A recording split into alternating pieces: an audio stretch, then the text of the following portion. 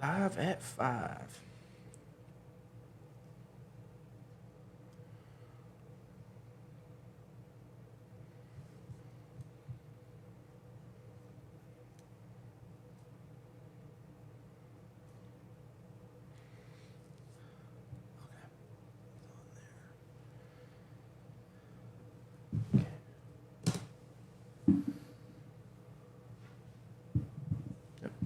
Music, good.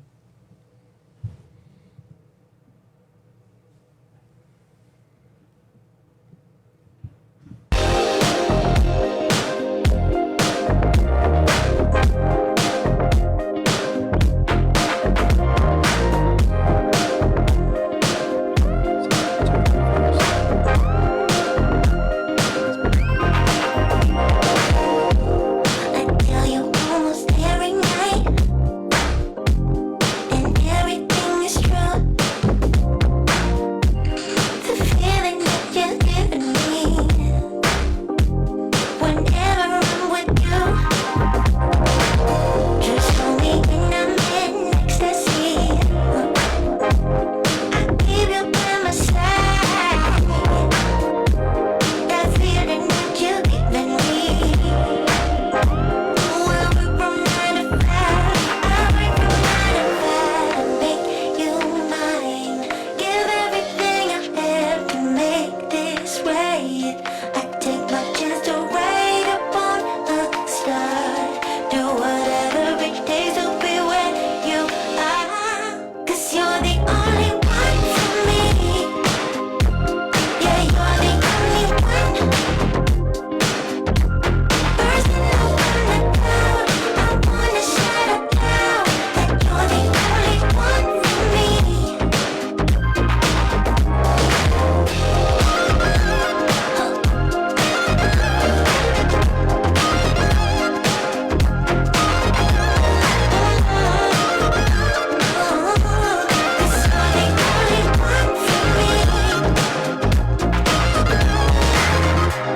I never thought somebody could turn me inside out again. Oh, I just want you as a friend. Baby, I won't pretend. I work from 9 to 5 to make you mine. Give everything I have to make this right. I take my chance to ride upon a star.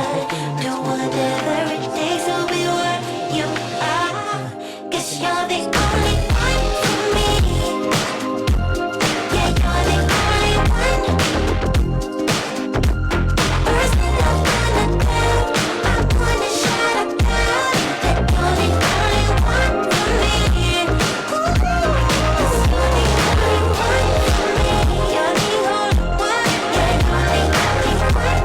You're the only one. Person I wanna tell, I wanna shout out loud that you're the only one for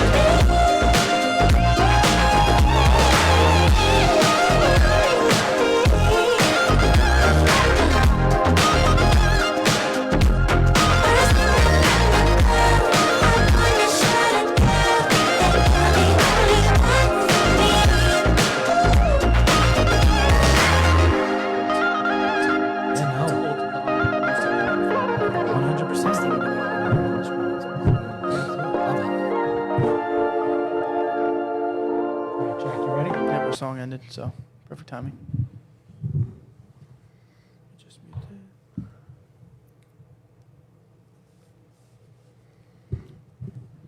it. Hello, everybody.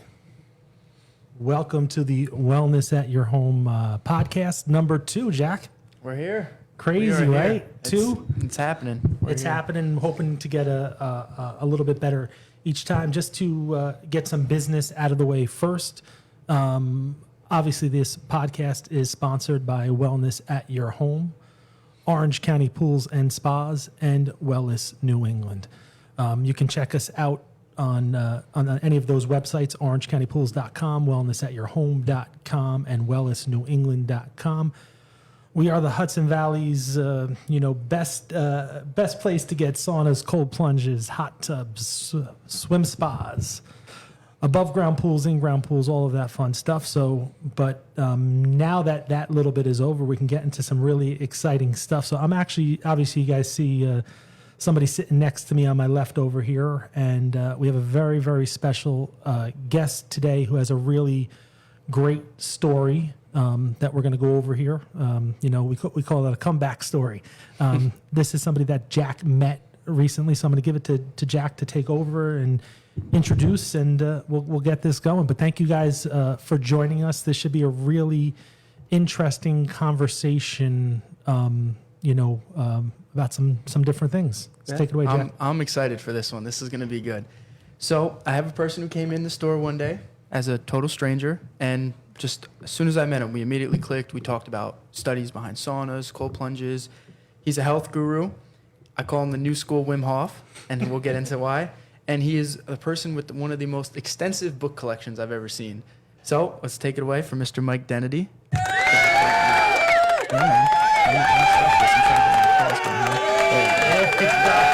Yeah, there we go. So yeah, man, welcome on. Thank you for so coming. much for having me. Yeah. This is awesome. I'm super excited. I think obviously your story is awesome. We're gonna get into that, but I think to start, we should take it back to your younger years when you were about my age. Were you into like sports or? Sure. I was always into sports. I was in martial arts from age 16 to 22. Okay. I took a form of Japanese jiu-jitsu in Middletown, New York. Nice. So I was doing that 6 days a week. Growing up prior to that, I was into soccer, baseball, hockey, but not competitively. Okay. Just always a competitive person, and always into working out, calisthenics, push-ups, going to the gym.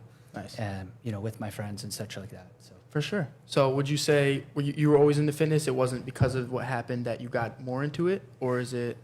Yeah, no, I've always, just based on school sports, recreational sports. My mom would always joke if you asked her, I would be outside all day. And I would stay till the last possible minute outside until she had to call me to come inside. And then once my head hit the pillow, I'd be out. There you go. And I would repeat that every day. There I you was go. always out doing something. Was it a little when the street lights came on? That's when you came inside, kind of thing. Maybe a little earlier. But There you go, for sure. So yeah, man. I mean, we'll get into this. How do you have anything to ask or? Start? Yeah, no. So, I mean, I'd like to also know a little bit about Mike's background. Mike and I were talking before the podcast. He was born in Brooklyn, right? yes, But you grew up right here in good old Orange County. I did, yeah. Yep. And you said you went to Pine Bush schools. Yeah, I graduated from Pine Bush Schools in 2000.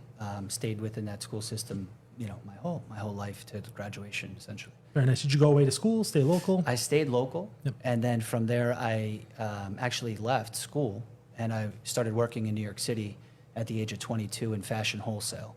So I was traveling the country, selling to, back then it was Filene's, Walmart, Sears, Kohl's, JCPenney. I remember Filene's. Yeah. I don't And know what then that is. It's now Never heard it's of it. now like, so Macy's acquired them. Okay. But I was in fashion wholesale for my first probably 5 years.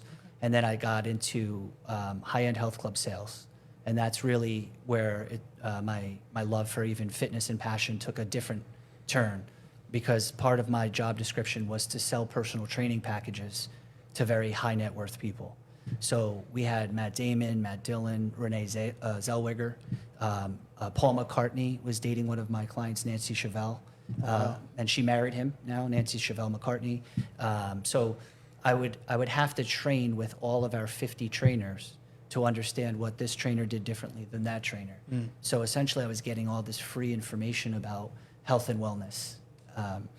And you quickly realize everybody has their kind of own opinion as to what they think is the best way and what works for them. Yeah. So that's kind of what really sparked my interest into taking the reins and learning on my own. And I became an autodidact and sucked in all this information anywhere I can get it and started collecting books. Yep. And, that's kind of what brought me to that conclusion there. Okay, sweet. Do you have any cool celebrity stories or some rude ones if you can get on there? I mean, I can say it because it's public knowledge, but the lady I was telling you, Nancy Chevelle, she was actually our client and would come into the gym. And she was married to a gentleman, last name of Blakeman, and he was a politician in New York City. Oh, wow. And one day I came into work. I had the mid shift that day, and everybody was acting kind of strange. And my coworker, Jennifer, at the time, she was like, "Did you see the paper? Did you see the paper?" And I didn't know what they were talking about. I don't read the newspaper usually. So on the front cover was Nancy Blakeman, Chevelle Blakeman, actually kissing Paul McCartney in Cannes, the film festival. And they caught her, and that was the whole demise of the marriage to her husband, and it was like this big scandal. But we had you might be a little too young for this, but Elliot Spitzer. Oh yeah. He had gotten in trouble for this pedophilia, some weird sexual stuff, and he was on the front page of the paper. So he used to come in with a towel over his head and kind of get onto the Jeez. So yeah, you hear these. We had Gwen Stefani. Yep. Now she's all over The Voice and this and that. She was the only client of ours that David Barton would let bring her own personal trainer in from the outside for publicity. So it was just kind of random things like that. Awesome. Matt Dillon we had is That's really pretty cool stuff. Yeah. Very cool stuff. Now I'm sure everybody's wondering sort of why we have Mike here today. And like I sort of teased in the beginning, it's a comeback story, but I'm glad you got some context on a little bit of context, and we'll get some more as we go on, because it's a really amazing story from what I've heard, just the little tidbits of, and sort of how this ties into what we're doing, sort of with the wellness at your home theme, and sort of, our sort of deep dive into, things outside the box that you might not necessarily hear on on an everyday basis. And Mike's going to sort of walk us through what happened. So really just to get down to it. So Mike got seriously injured. Yes. Seriously injured, where maybe you can explain to everybody exactly what happened, sort of, what we were just talking about. What was the initial diagnosis, and Sure. sort of, we'll go from there. Sure. So it hasn't even been a year. Christmas Day, believe it or not, I was on my roof and I got close to the edge. I was about to slip, and I had jumped off to prevent further injury. I landed directly on my feet, and the second my feet hit the ground, it was one of the coldest days of the year, so the ground had no give to it, and the pressure just went straight up my back, and what they call a burst fracture. It's called an acute L2 burst fracture. So essentially, your L series of your spine looks like ice cubes, like a perfect ice cube, and the whole thing just shattered completely. And I had fallen backwards, and I couldn't move my legs. I couldn't feel anything. I was outside for about 30 minutes until the paramedics and EMS came. So they wouldn't move my neck. They weren't sure exactly what the injury was just yet. So the ambulance had to take me to Circleville, I believe it was elementary school, and they had a helicopter waiting for me there. So they flew over Middletown and went right to Westchester Medical. So one of their more prestigious surgeons there with more experience in the neurospinal unit was on call that night, luckily.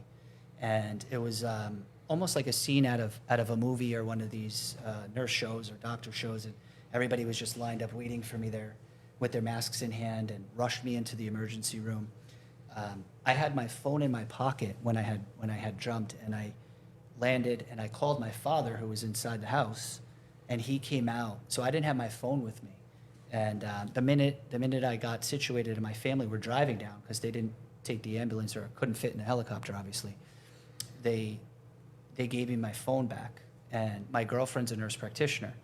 So I told my father, I need to call Danielle. So I put her on the phone with the surgeon, and they spoke their, medical language. And Sure. so pretty much she's like, yeah, you're going into emergency surgery for the next 6 hours. So what had happened was what they called an L2 burst fracture, and shards of my spine. There's more real estate behind than there is forward. So it like shoots back and goes into your spinal cord. And they're like little pieces of glass. Now your spinal cord holds your spinal fluid. So I was leaking spinal fluid. So the doctor had to pull out each shard of glass, which was bone, and then he had to put a patch on the spinal cord to prevent the fluid from leaking further. I was very lucky that it didn't sever completely my spinal cord. So what they had to do for reconstructive surgery was, I have rods on either side of my spine for stability rods, and my T12 is fused to my L1, and also my L2 is completely missing. I don't know if you you could see it there in the photos. Yeah, but we're showing some of the photos right now of what's going on. they had to add, like 8 to 12 screws, anchor screws in there, and they add the rods for stability because if you don't have that stability, you would just literally fall over. So that was the diagnosis. Yep. So immediately, so you have the emergency surgery done. They do everything we just saw up there. They Yeah. fuse you all together, and then the doctor comes in, and there's that moment of time where what are the next steps? What's going to happen? And I want you to tell everybody what was the prognosis when you got done with surgery from the doctor. Sure. So it was about a day or so later after surgery. You're just spent, and I honestly I don't remember the first day and a half. Pretty much thereafter, it was pretty much a fog. But my girlfriend had come down. My parents were there as well, and the doctor and the nurse practitioner came out, and they pretty much indicate to you that based on statistical analysis in previous cases of the same injury, they told me straightforward that I first they asked if they could speak freely in front of everybody, and I said sure, no problem. They said you have about a 97 to 3% chance, 97 in favor of never walking again. They said you're going to be a paraplegic. So they said, it's going to be, their exact words were, you're going to be very upset, you're going to contemplate suicide, you're going to want to break things, you're going to want to be really emotional, you're going to hate the world, you're going to hate yourself kind of mindset. These are common traits of people with a spinal cord injury. So my initial reaction, just automatic, was to just laugh. I started laughing. And my girlfriend was laying next to me in the bed, believe it or not, and she didn't know what to do, was taken aback, and started laughing herself. So I said to them, listen, you are very good at what you do, and I thank you so much for being on staff and doing what you did. But now it's my turn to do what I got to do to walk again. So please don't send anybody into my room, whether it's a doctor or a nurse or anybody of that matter, to tell me any of that news again. Because I'm going to walk, not out of here. I said, I promise you I won't walk out of here. But wherever I go next, there was Kessler in New Jersey. There was Helen Hayes that I was potentially going to go to as well. It's sometimes hard to get accepted to these inpatient programs for physical therapy. So I just, from that second, I just made a decision to just take things upon myself. I figured I owe myself at least a year. I'm 40 at the time. And I asked, how long do you think I have to live? And they were like, what? They're like, I don't know, 40 something more years, So I said, okay, cool. Give me one of those and we'll talk, But I made a promise to myself that I would walk out of Kessler. And I did. And that's. I mean, I really got chills when you were just explaining that to me, because again, the doctor comes in and he says you have a 3% chance of ever walking again. Sure. And I know you just threw out the stat, which is basically saying that somebody who suffers a spinal cord injury of that extent, they become very suicidal because, again, obviously people are, they just got the worst news of their life has completely changed. And what you said to me just now absolutely fascinates me because, on many different levels, because for you to have the mindset in that moment, I'm not talking about, 2 months, 3 months, 4 months into rehabilitation. When you heard that, you immediately laughed, and then you said, you know what? No, I'm not going to be part of the 97%. And I'm curious, and I'm sure everybody watching and who are going to watch this are going to be curious, what in you, up to your 40 years of life, what have you done? What made you be that person to say, you know what? It's not going to be me. I'm not going to be a statistic here. Sure. I think based on Jack's initial question as a precursor, when I was younger, I was always kind of short and very, very skinny. And in order for me to do anything to outperform anybody else, I had to be very scrappy or witty or outsmart people or become faster than them or something like that. And I think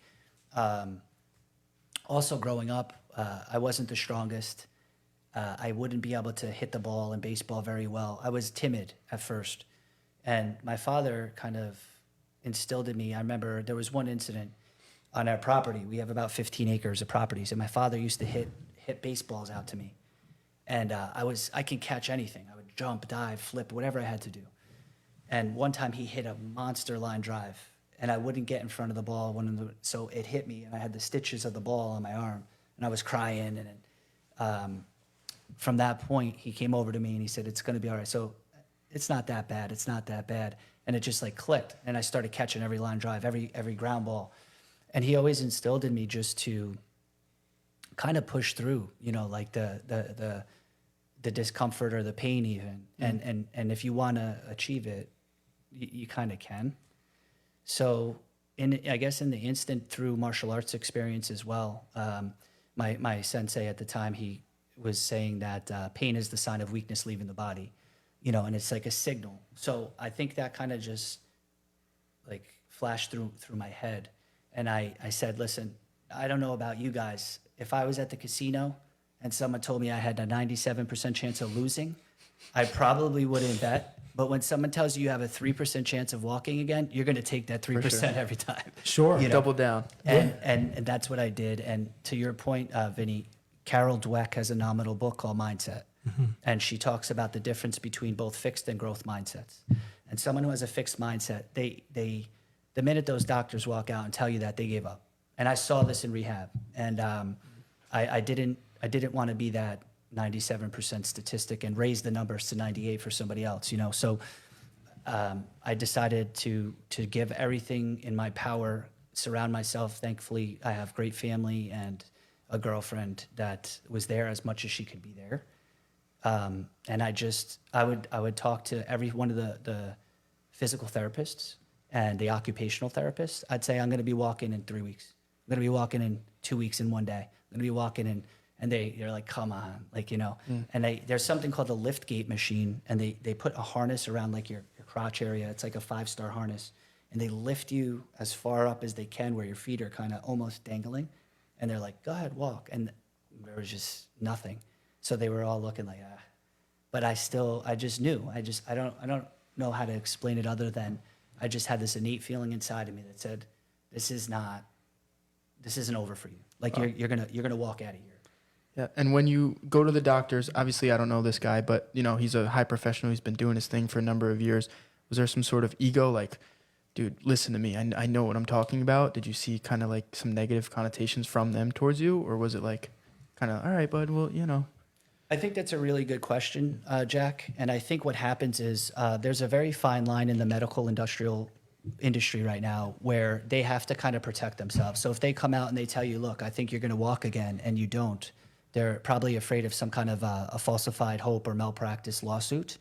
So they give you the honest statistics. And I think based on previous cases maybe of that specific injury, those were the statistics. Yeah, they have to manage expectations Right. based on the results they've seen. Sure. You were the exception to the rule, but you also had somebody that was in the room that wasn't really a part of your life. You went to school with his daughter or something, and you live in a small town, so let's bring into that aspect of it, because he has a really interesting take dealing with a neurochiropractor. Yeah. That happened to just be in the room. Sure. So interesting story. I know, Jack, you're interested in chiropractic.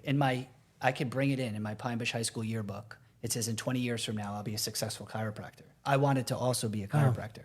And Dr. Michael Rossi of Pine Bush, he let me shadow him. And I talked to him, and he saw in me, he's like, I don't think you're really interested in chiropractic per se. He said, I think you're interested in the knowledge, and I think you're interested in the business.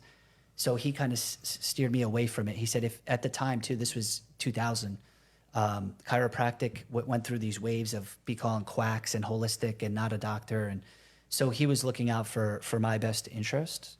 But my family's been using him for years, and he's one of the most honest guys that you'll ever. If you get approved for 7 visits, he'll tell you you're out of here in 1. So he's that straight of a shooter. And 2 days after my surgery, because I don't think anybody besides immediate family was allowed in for the first day, because I was just out of it. But I couldn't sleep much It was very noisy in the ICU, and I finally got a half hour of sleep or something, and I opened my eyes, and the last person I was expecting to see was Dr. Rossi. And I thought I was dreaming. I said, Michael Rossi? He said, hey, how you doing? So his daughter, I believe, went to school for neurology, and I don't want to be quoted on this, but I think she's in that space now. And he's what they call a neurochiropractor. So he doesn't just practice traditional chiropractic medicine, but he has certifications in neurochiropractic. And he came over to me and said, can I take a look at you? And I said, yeah, sure, doc, whatever. So he started scratching a part of my leg and my toes, and he said, do you feel any of this? And I said, no.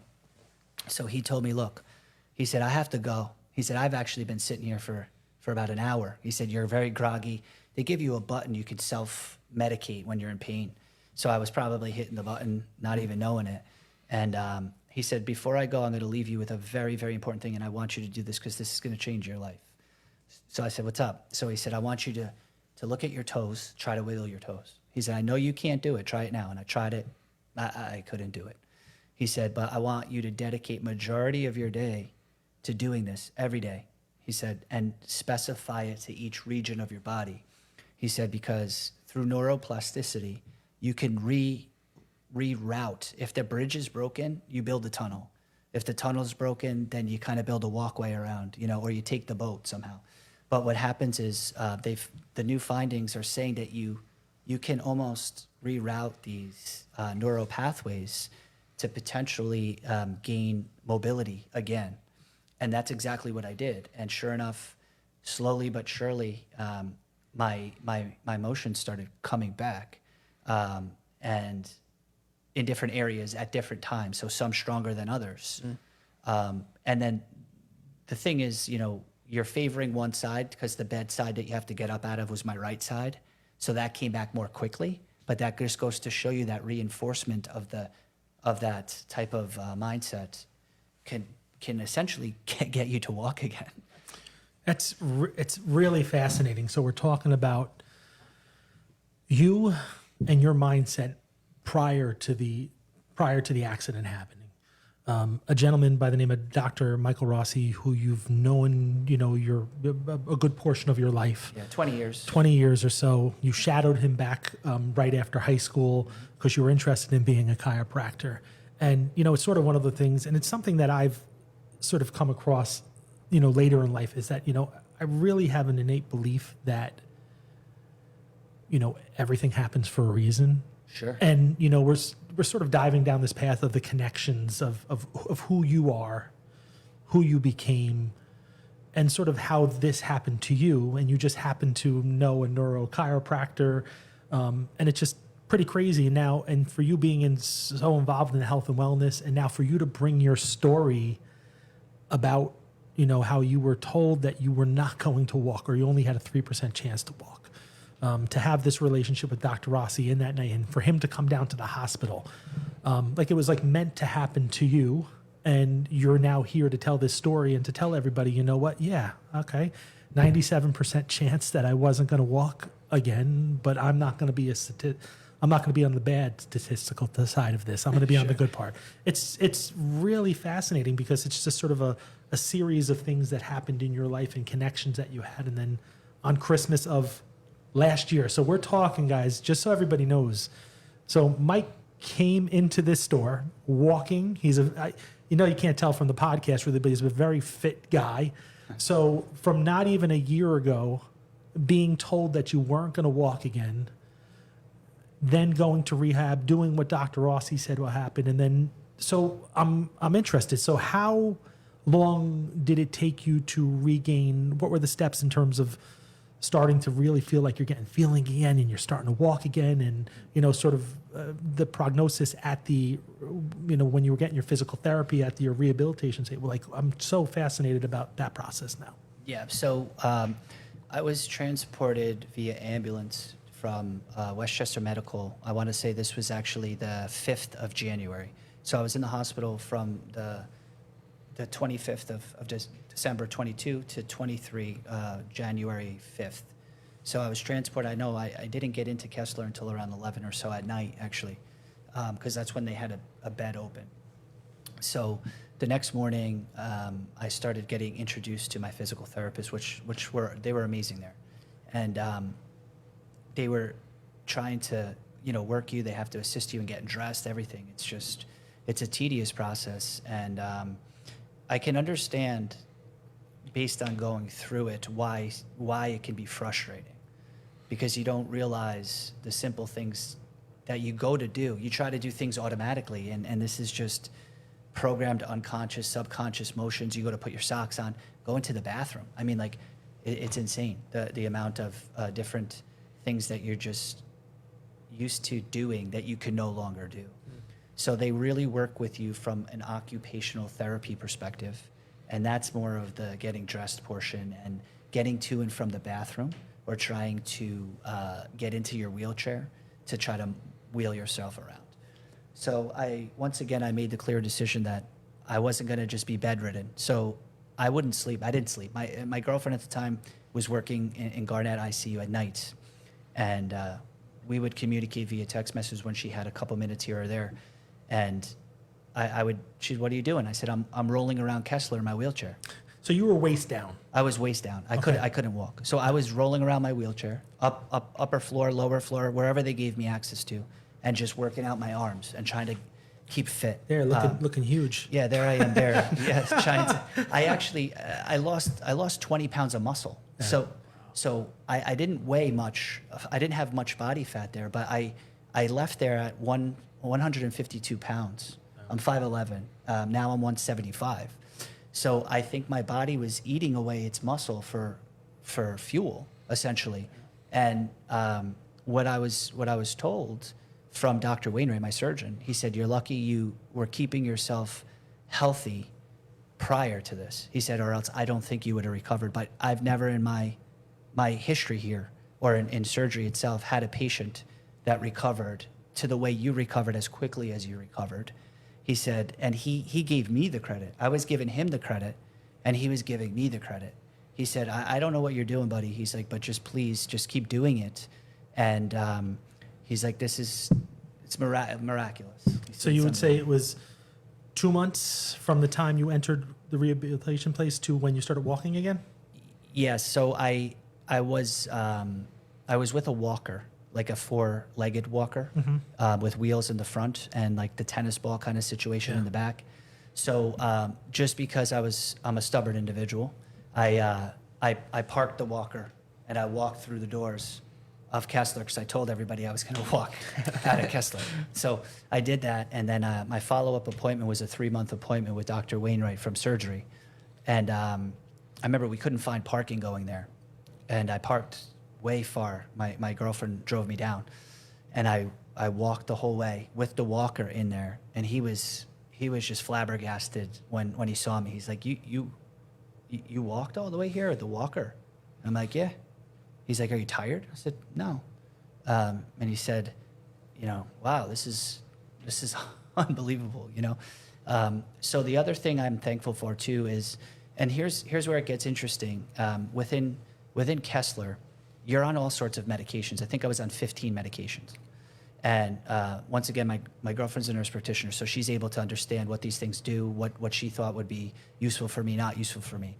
So I had my nurse print out a list of the medications that I was on, and I had Danielle literally cross them all out. I want off of this, I want off of that, I want off of this, I want off of that.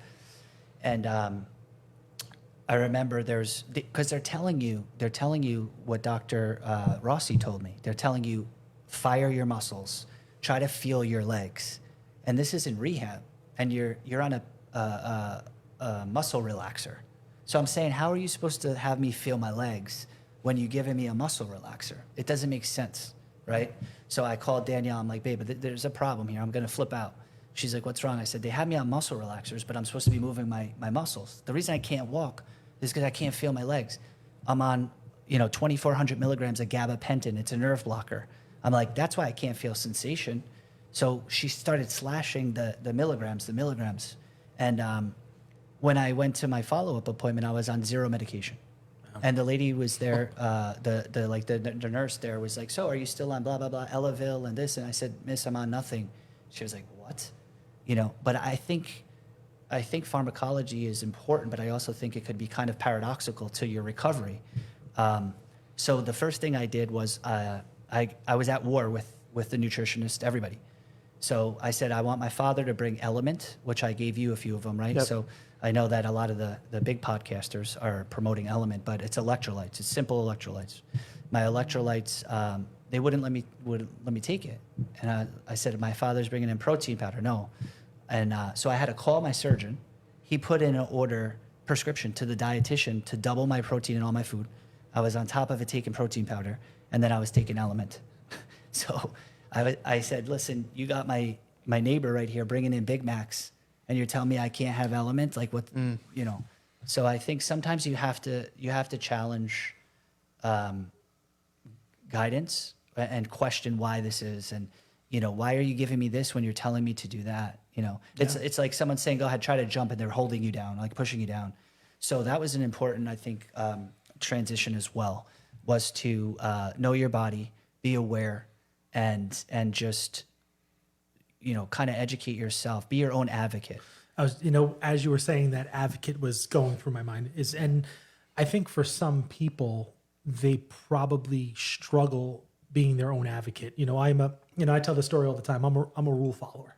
You know, and it's something that I'm learning. You know, the doctor tells you to do this and you do it, but when you're faced with something like this and sort of you are, you know, it's not making sense. Like the thing with the muscle relaxer. Sure. To be your own advocate and also to question. It's okay to question and not to, you know, say that they're wrong, but for you to understand. So I think a big part of this was you understanding what you were taking, why you were doing it, and then when it didn't jive together, you were like, huh. Yeah. You know, that doesn't really make any sense. Yeah, it's 100% accurate. I was on, I forget what it was called, but it was supposed to keep your blood pressure up because it's normal in they call it an SCI, spinal cord injury, that your blood pressure drops. So they were afraid of you getting dizzy and falling over in physical therapy. But my blood pressure was always perfect, and I'm like, I don't want to take this anymore. I don't want to take it. So I stopped taking it, and that was just kind of, I think the motivation too was to get off all that stuff, to try to do it on my own, to try to feel as much as I can feel. And I know it sounds crazy, but you also want to feel the pain because you want to know what you can and cannot do. The pain is there as a signal for something. You know, you have to push through it, you know, as well, but you need to focus on that. So if you're blocking all of these signals, I think it really hinders the overall performance of. Yeah, no, I like that. I like you need to feel the pain in order to see the happy and the good. And Sure. so you told him, I'm off all this stuff. I'm done. How long after that happened were you starting to feel like, oh man, this is game changer? I feel great. Was it months? Was it days? Was it weeks? So it's funny. Maybe in future podcasts you can have my girlfriend Danielle Long. She would probably love to come on here. But there was one story I could share with you. It's kind of interesting. So there's something called gabapentin. It's a nerve blocker. I was on 2,400 milligrams, and I kept bothering them.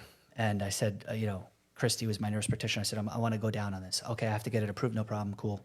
So they kept dropping me. And then I don't know if they did it on purpose or whatever, but they dropped me from like 1,600 milligrams to 300 milligrams.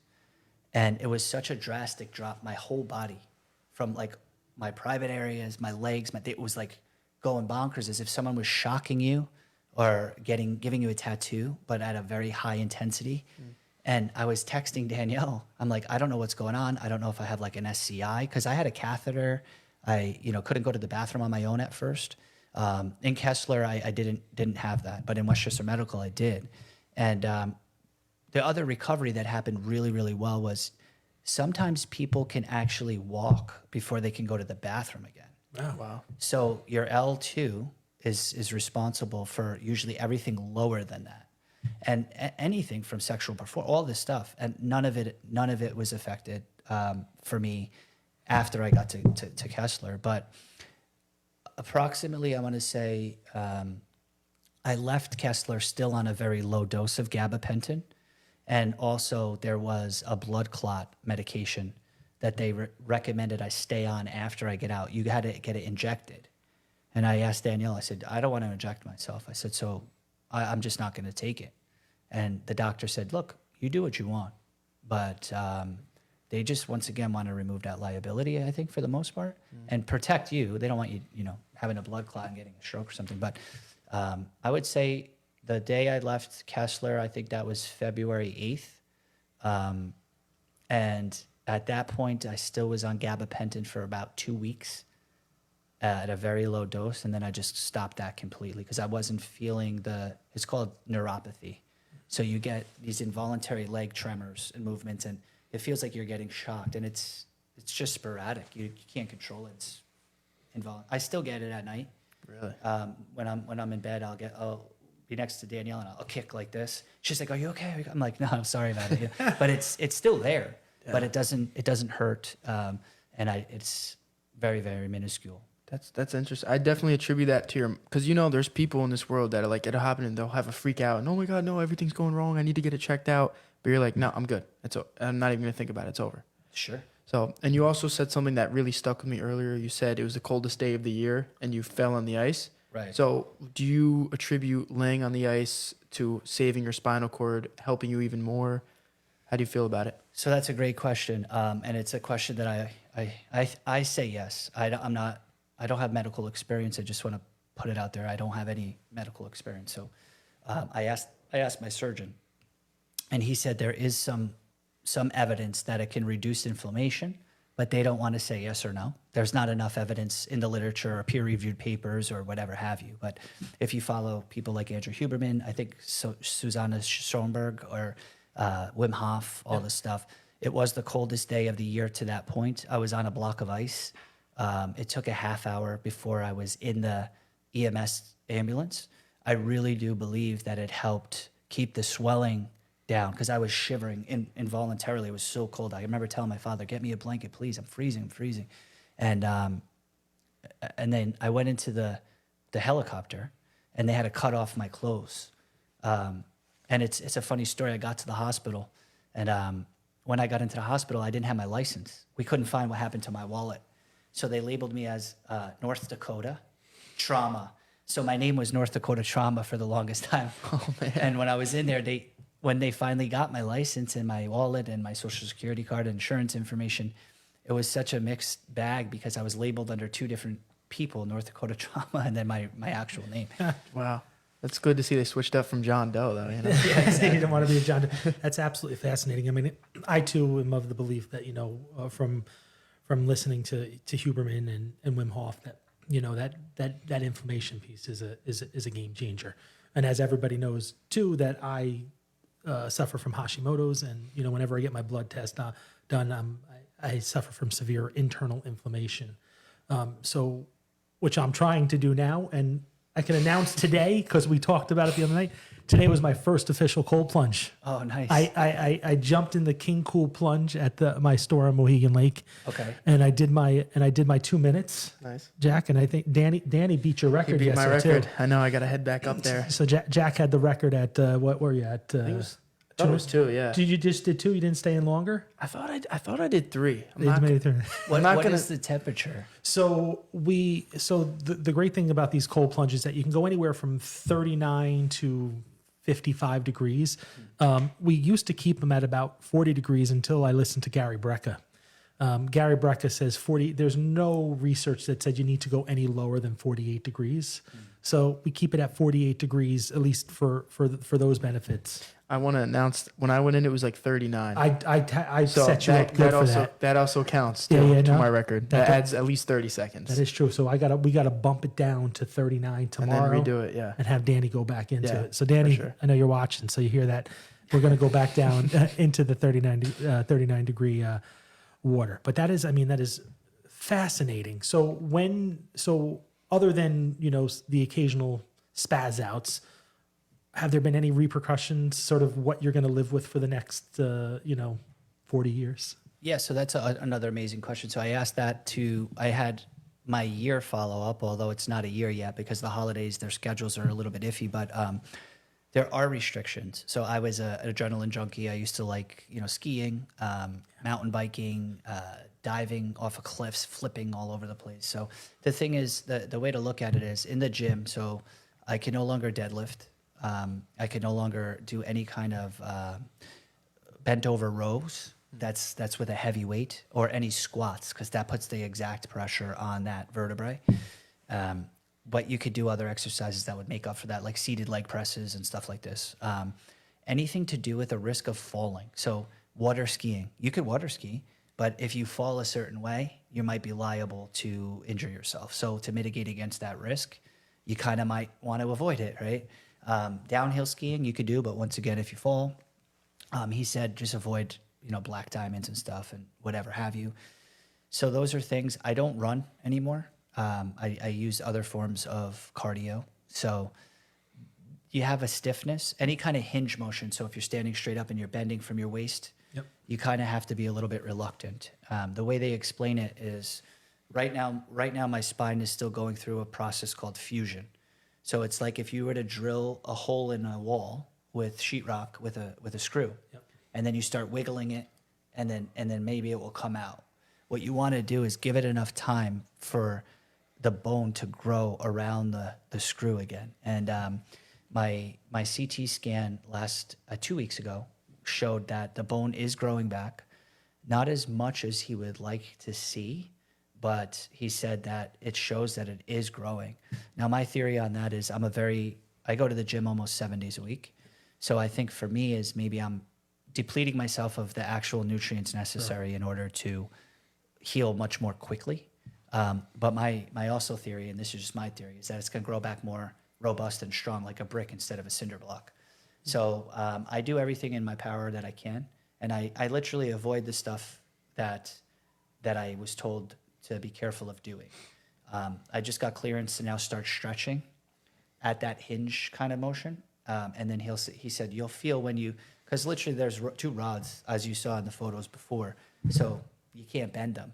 So you can only have so much flexion, I guess you would say, in order to bend. So. Wow.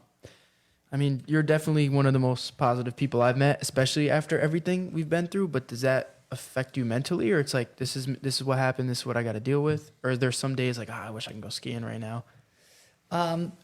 It's a little early to tell because I think it's been less than the year, but there are certain things that you second guess, and yeah, there is that mental toughness that you would have, or that when you're chasing that dopamine hit from doing some really crazy stuff or jumping off a cliff on skis and stuff like that.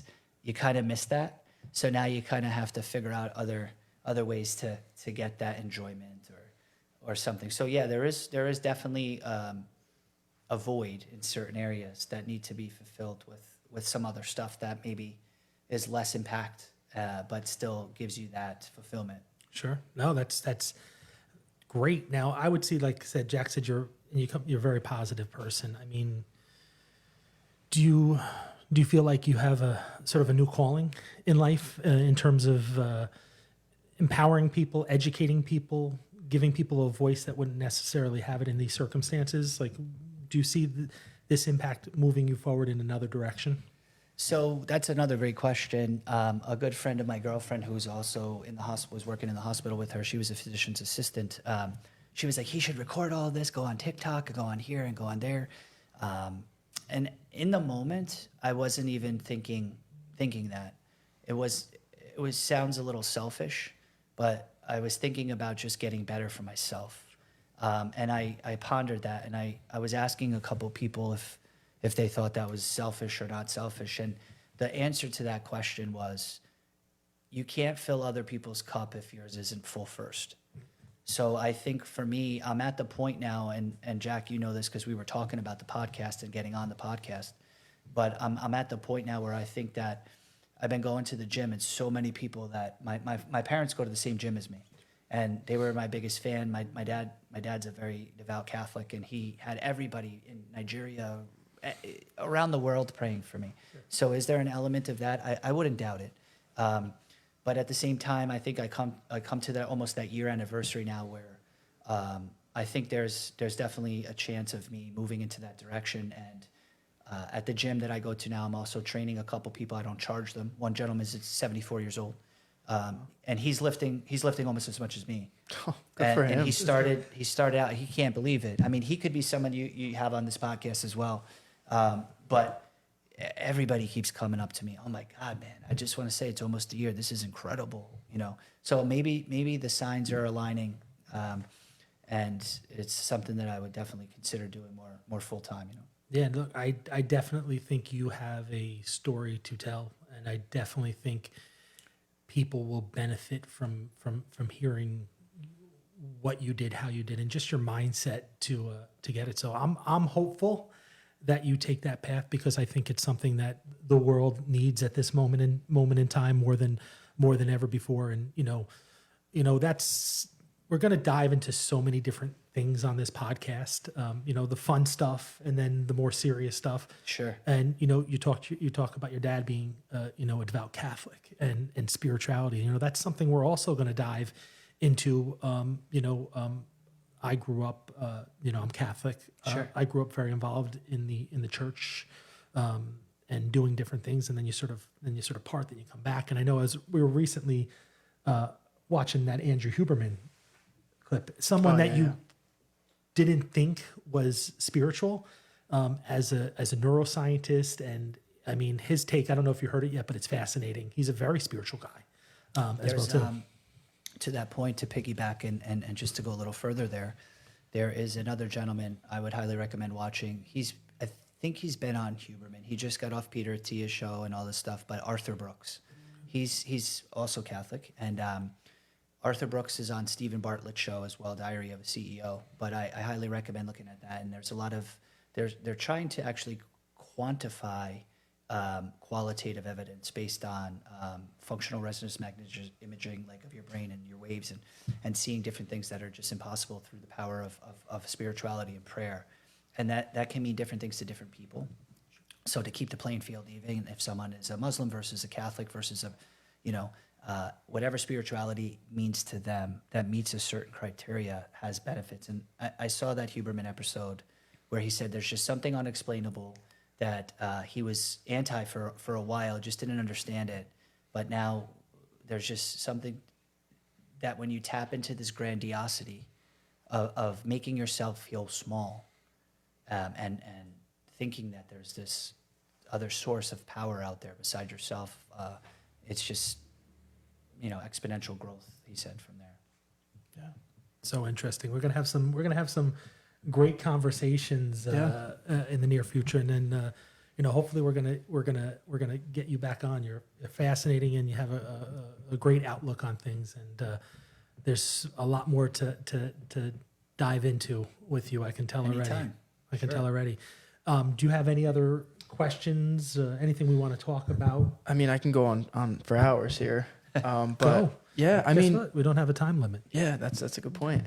Let's go long form, man. That's No, I mean, 3 hours and 25 minutes. Let's do it. yeah. So I know you joke around that you go and you're like your boxers and flip flops in the negative degree cold. How did that benefits you? That brings you to, how does that make you feel just being out in the cold? Sure. So in the beginning, once again, and I think it might be similar for a lot of people. It's kind of this woo woo. People think it's like or people poo poo it too, like it's BS. I remember growing up. My parents often talked about Coney Island. It's one of my brother's biggest pastimes. My brother's 10 years older than me. He's a captain in the NYPD. So we would go to Coney Island every now and again together. And you would have the Polar Bear Club. That was the big thing. That people would go in their little skibbies and Speedos and jump into the ice in the middle of December or whatever it was. And I started trying it for the first time, and it takes your breath away. So there's a few things that, there's a gentleman, Naval Ravikant, and he has a powerful quote. It says, people think they're looking for peace of mind. They're looking for peace from mind. Our mind is so busy, right? And Brecka talks about this. He says, for every thought that you have to actually be able to untangle that thought. And unless you untangle that thought, these thoughts keep compiling up. The thing about weightlifting and the thing about cold water specifically, thermogenesis and cold water therapy is that when you're in 30-degree weather, or I go out in 0-degree weather in literally boxers and flip-flops. I used to joke with my girlfriend and send her a video and be like, look, and she thinks I'm nuts because she's always cold. But the way you feel after 4 minutes, 5 minutes, and you come inside and you start to warm up, you could feel yourself warming up from the inside out. And it speeds up your metabolism. I feel that it gives you mental clarity. And the only thing you can think of is being so in the present. You don't care about what you're going to buy your father. Tomorrow's my dad's 75th birthday. Oh, wow. You know, you're not thinking of this. You're thinking of just being in the moment, in the present. Same thing. When you have, 185 pounds on the bench press, all you're thinking about is getting that last rep up. You're not thinking about what you're going to have for lunch tomorrow, or, going to the grocery store, or, what you're doing for an anniversary or something. You have to be instantly into the present at that moment. And that's one thing that I've known to work well, were those two, is weightlifting and more of the cold water than hot water. That's true. I never associated, like, when you got that 225, you're like, oh man, I better get this up or it's going to be bad. 225, 250. Yeah, come on, listen. For a warm up, 225. Oh, okay. Right?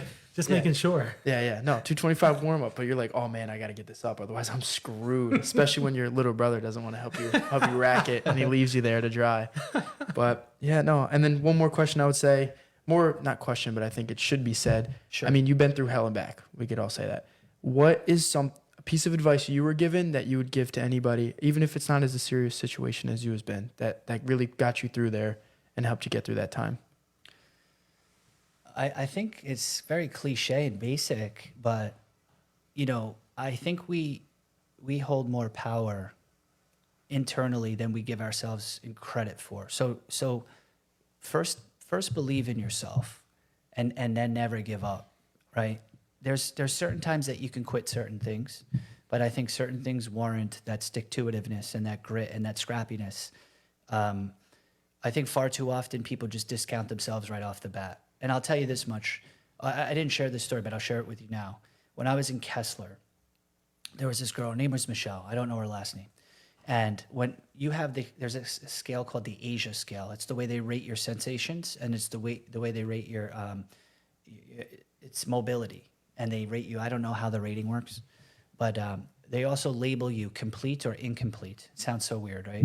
So if you're incomplete, that means that there's hope for you to walk again. If they label you complete, typically you're never going to walk again. That's like a severed spinal cord, paraplegic, quadriplegic, tetraplegic. So I ran into a little bit of a challenge when I was in Kessler, because they had me in a wheelchair group. And these are people who can't walk, and they're bound to their wheelchair. And I was able to walk a little bit. And they would see me walking around the gymnasium. And then here I have to go into their group later on, where we're restricted to wheelchairs, but they just saw me walk 6 steps. And then the next day they saw me do 8. And then the next day 24. And the next day 65. And the next day after that, twice around the damn place, And they were getting very comparative and a little bit envious and jealous. And I told the one girl, Michelle, because she said to me, she goes, everybody's so jealous of you. And I said, Michelle, listen, I said, let me explain something to you. I said, I repeated what Dr. Rossi told me, right? And I remember I felt like a little bit of a mini holistic drug dealer. I remember rolling back to my room, and I asked the kitchen. It's funny. So I've never been to prison, right? But I see shows. My dad used to speak at prisons, and you see that people meet certain people for certain things. You kind of get like that in Kessler. You can't move. You need this person to help you here. If you hit one button, you learn that they don't come to you as fast. I found out if you hit 4 buttons, it turns into a rainbow, and it's like, holy, you know what? Like, you got to get to. So me and my roommate, we would hit all 4, but we'd be like, let's double rainbow. So I rolled down to this woman's. She had gotten shot in her spine. I didn't ask how, whatever. But I wind up wheeling her protein powder. And I said, you're not taking in enough protein. They're not giving us enough protein here. I said, because we're exercising. You're doing arm workouts and stuff like that. And I brought her some probiotic in another Ziploc bag. And I said, just start wiggling your feet. You have nothing better to do. What are you going to do? Do it while you're watching TV. So about a week later, she comes rolling into the session crying. And they told her she was a complete situation where she was able to move her thigh back and forth. And it gave her just that hope that she needed to maybe continue on. I don't know the rest of the story because I was discharged. Sure. But I think that the long answer to your question is, I think everybody has the right to challenge things. And if people can't give you an answer that you're satisfied with, then you could kind of make your own answers to certain things, or do your own research, or be your own advocate. And if you can think a lot of what you could do to come true, it will, I think, within reason, you know. Yeah, for sure. Sure. Mike, I love the message. Thank you so much for jumping on and doing with us. It's been really educational. I think people are going to get a lot from this podcast. So if you're watching live, thank you, everybody. Make sure to share. Let's get Mike's story out there. It's something that everybody needs to hear. And we're going to be, Jack is heading to California for graduation. Yeah. Oh, congratulations. Graduation. Appreciate and then we'll probably be back in about a week and a half or so. We have coming up, I'm going to confirm on the 22nd, we actually have Dr. Ben from Innate Chiropractic coming up, and he's going to talk about his practice and sort of his methodology with how he treats versus a traditional chiropractor. He's been super key in me feeling better with my back and neck issues. And then we're going to have Jack's mom on hopefully soon when you guys get back as well. So we have 2 killer podcasts coming back when we get back as well too. And thank you guys so much. Keep spreading the word. Make sure you like us on Facebook, Instagram, and subscribe to our YouTube channel. If you do that, we're going to be able to stream on YouTube as well too. And I'm gonna leave it this, Mike. Do you have anything else you want to say to everybody? No, just thank you so much. And, thank you everybody who's listening or future listeners. Appreciate everybody. Very cool. Yeah. All right, man. I think we're ready to wrap it up here. All right, guys. Thank you so much again. Take care.